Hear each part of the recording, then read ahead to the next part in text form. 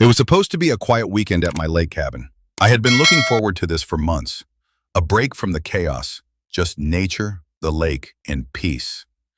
I inherited this place from my grandfather. It's private property, gated, with signs clearly posted, no trespassing, private lake access. But of course, peace never lasts long when Karen is around.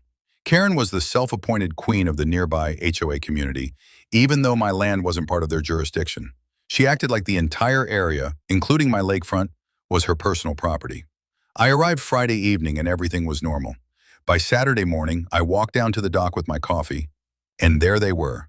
Three loud teenagers playing loud music, trash everywhere, diving into the lake like it was a public pool. They weren't from my family. They weren't invited. They were strangers. I asked them politely, "Hey, this is private property. Can I ask what you're doing here?" One of them said, "Karen said it's fine. She lives up there. Said we can use this place." I was stunned. Karen? Giving out access to my private lake cabin? I told them, "This isn't public. This land is mine. I don't even know who you are. You need to leave." They didn't argue. They packed up and left. But Karen, she wasn't done. Less than 30 minutes later, I heard a car pull up.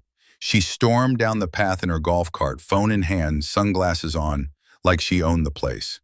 "How dare you kick my guests off the lake?" she shouted. I kept calm. "Karen, this is my property.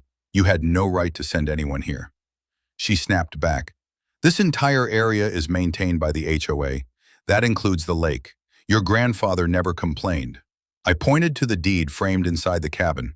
"This land has never been under HOA rules. The lake access belongs to this property only." She refused to listen. "You're being aggressive," she muttered as she dialed 911. "I need police down here immediately. There's a man threatening me on HOA grounds." I couldn't believe it. I hadn't even raised my voice. The police showed up quickly. Small town, quiet weekend. Karen rushed to them dramatically. "He banned my guests and threatened me. This is HOA land." But then I calmly pulled out my paperwork, property deed, land registry, and photos of the no trespassing signs. One officer raised an eyebrow and asked, "Ma'am, did you tell people they could use land that isn't yours?" Karen began to fumble her words.